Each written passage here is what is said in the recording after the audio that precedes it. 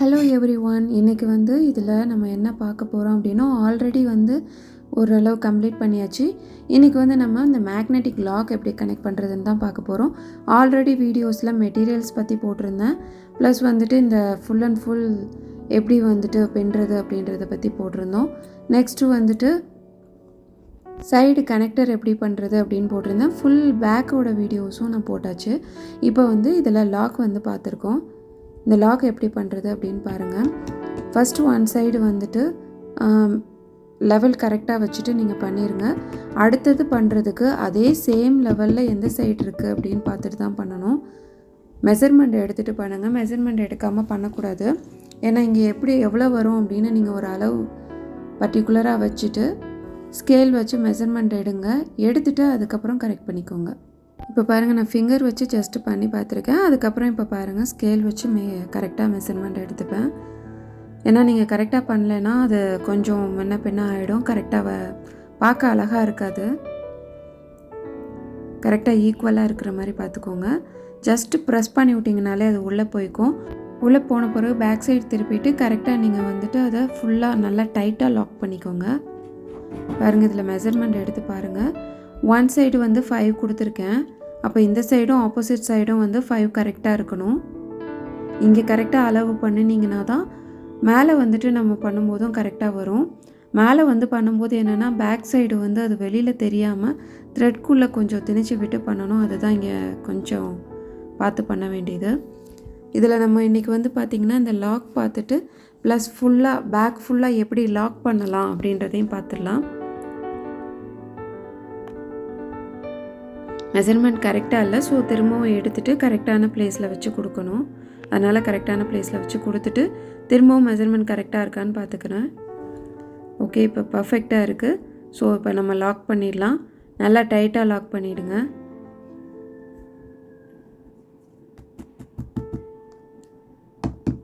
நீங்கள் ஹேண்ட் வச்சு புஷ் பண்ணி விட்டால் கூட நல்லா பர்ஃபெக்டாக லாக் ஆகாது.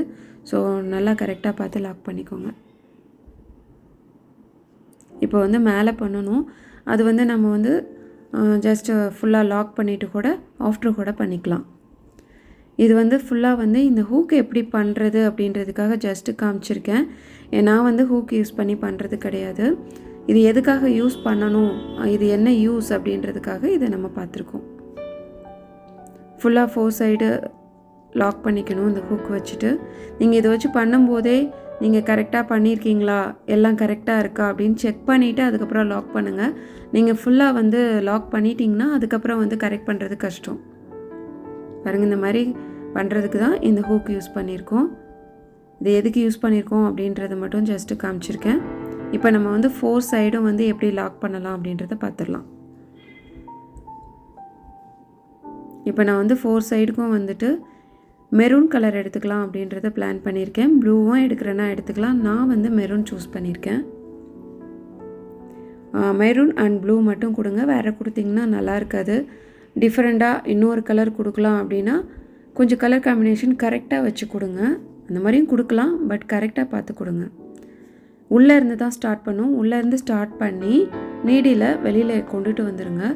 கொண்டு வந்துட்டு ஈக்குவலாக 2 சைடு ஹோலும் ஈக்குவலாக பார்த்து கரெக்டாக கொடுத்து அப் அண்ட் டவுன் கொடுத்து எடுத்துகிட்டே வாங்க.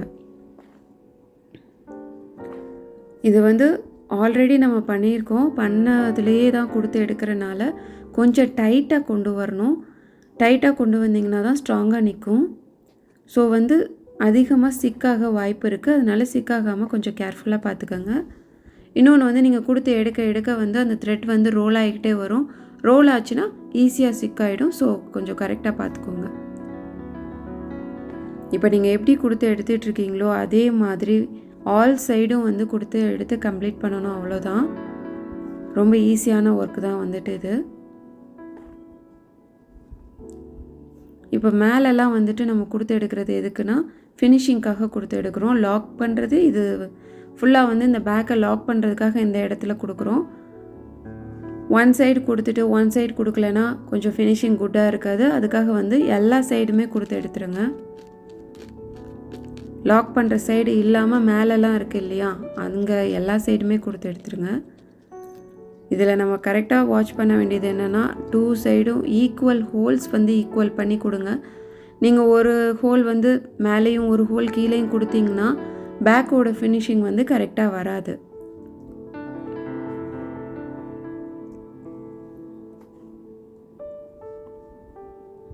பாருங்கள், இப்போ 1 சைடு கம்ப்ளீட் பண்ண போகிறோம். இதே சேம் தான் ஆப்போசிட் சைடும் பண்ண போகிறோம். இது வந்துட்டு நான் கிளாஸஸும் எடுத்துகிட்ருக்கேன். இது போக நிறைய கிளாஸஸ் எடுத்துகிட்ருக்கேன். என்னென்ன கிளாஸஸ் எடுத்துகிட்ருக்கேன்றதை வீடியோவோட எண்டிங்கில் வந்து பேம்ப்ளெட் கொடுத்துருக்கேன், பார்த்துக்கோங்க. டிஸ்கிரிப்ஷன்லேயும் இருக்குது. ஸ்டார்டிங்லேயே நம்பரும் வந்து வாட்ஸ்அப் நம்பர் சென்ட் பண்ணியிருக்கேன். வாட்ஸ்அப் நம்பரில் காண்டாக்ட் பண்ணிங்கனாலும் நான் டீட்டெயில்ஸ் சென்ட் பண்ணுவேன். ப்ளஸ் இது சில்ட்ரன்ஸ்க்கான கிளாஸஸும் இருக்குது. எபோவ் 8 இயர்ஸ்லேருந்து ஆன்லைன் கிளாஸஸ் இருக்குது. பிலோ 8 இயர்ஸ்க்கு வந்து பேரண்ட்ஸ் கூட இருக்கணும், அதுதான் கண்டிஷன். அவங்களுக்கும் கிளாஸஸ் இருக்குது. உங்களுக்கு வேணும்னா கண்டிப்பாக காண்டாக்ட் பண்ணுங்கள். இப்போ பாருங்கள், சைடு வந்து நம்ம 1 சைடு முடிச்சுட்டு மேலே வந்துட்டு கொடுத்துட்டு வரோம். இது வந்து ஃபினிஷிங்காக கொடுத்துட்டு வரோம். ஏன்னா இதை நம்ம க்ளோஸ் பண்ணலைன்னா கேன்வாஸ் வெளியில் தெரியும். கேன்வாஸ் வெளியில் தெரியாமல் இருக்கணும்னா ஃபுல்லாக லாக் பண்ணணும். அதனால் ஃபுல்லாக அங்கே லாக் பண்ணிட்டு வரோம். இதே மாதிரி ஃபுல் அண்ட் ஃபுல் லாக் பண்ணிடுங்க. இது ஜஸ்ட்டு ஒரு 1/2 ஹவரில் வந்து இந்த ஃபுல் லாக் வேலை வந்து முடிஞ்சிடும். இருக்கிறதுலே ரொம்ப ஈஸியான ஒர்க் வந்து இது தான்.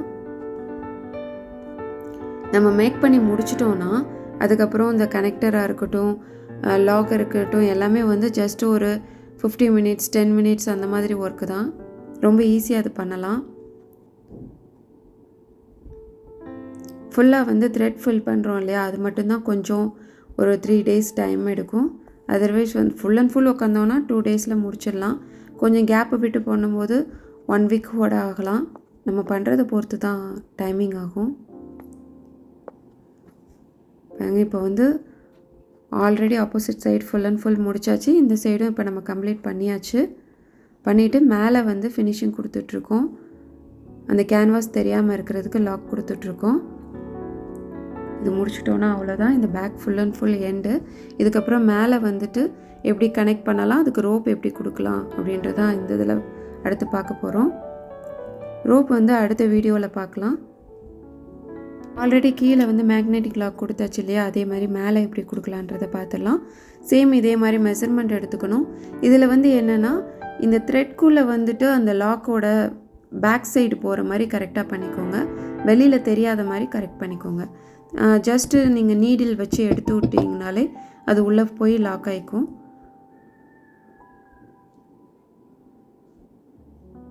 இது லாக் கொடுத்துட்டே வந்துட்டு நம்ம வயர் பின்னலாமா அப்படின்னு கேட்டால் பண்ண முடியாது. ஏன்னா ஃப்ரண்ட் சைடு வந்து லாக் ஆகிக்கும். பேக் சைடு வந்துட்டு மட்டும்தான் நம்ம லாக் பண்ணணும். ஃப்ரண்ட் சைடு வெளியில் தெரிகிற மாதிரி இருக்கணும் இல்லையா, ஸோ வந்து ஸ்டார்டிங்கே இது பண்ண முடியாது. பாருங்கள், இது எண்ட் பண்ணியாச்சு. நெக்ஸ்ட் வீடியோவில் வந்து ரோப் பற்றி பார்க்கலாம். தேங்க்யூ ஃபார் வாட்சிங்.